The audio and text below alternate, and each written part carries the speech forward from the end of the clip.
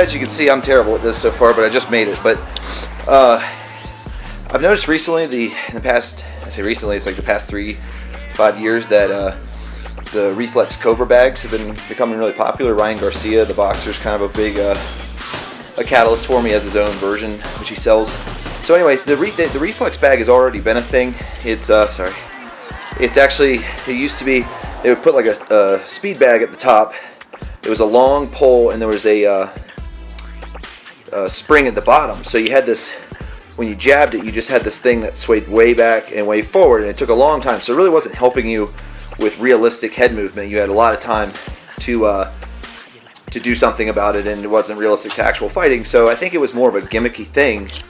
And then they kind of revamped it. That was called the Reflex bag, and now they have what they call it the Reflex Cobra. And the reason they call it the Cobra is the spring and point of resistance goes there now, and that's why they call it a Cobra. It's like a snake. You know, it can bend back and snap forward, you know, much quicker than the old Reflex bag could. So basically, did want to pay the $250 to $300, $400 price range for that that you can get from Tidal and Ringside and Ryan Garcia. So I thought I would take a shot at building my own, and as you can see from the terrible intro, it works pretty well. Basically, and again, I can maybe put the details in the comment section or something, but basically all I did was I bought a board, I cut it into 3 pieces, nice and long, so it could hold sandbags, screwed them all together to give myself a nice block. From there, and I've had these sandbags forever to hold the stuff down, but from there, just bought a galvanized flange, you know, a couple bucks. This is the most expensive part of the whole thing. This is a threaded galvanized steel pipe with threads on either end.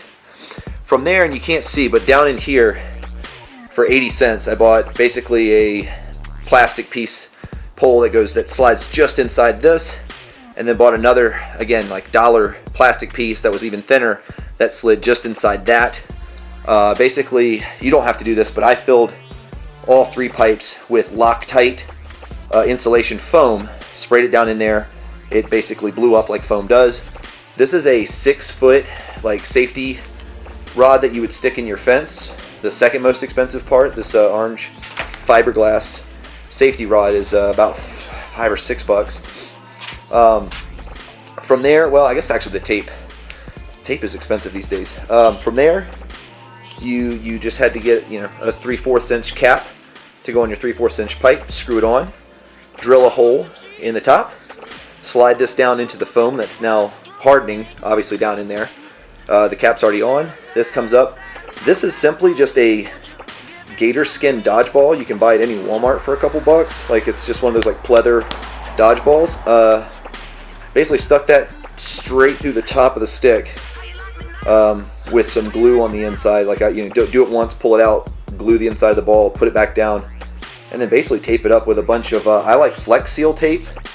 It has the softest kind of bend, and then covered it with a little bit more Gorilla Glue tape, a little bit firmer than the Flex Seal. But again, you know, I've taken, you can tell I've already taken many attempts at this. Here's the original where I actually tried to copy the spring, but this thing is just not really working for me, so I took a different route.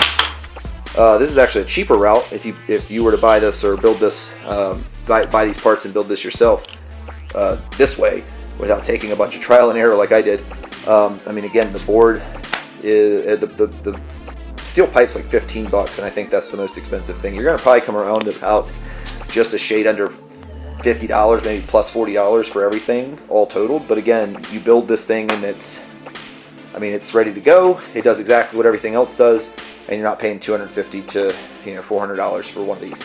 Let me know at the gym or in the comments or anything like that if you want me to send you how to do it, or if you want to buy the parts, I can always build one for you. I have no problem doing that either. Just let me know. But I think if it's something that you want to add to your home gym, it's a nice cheap way of doing it, on a budget. Alright guys, see you right at the gym. Thanks for watching.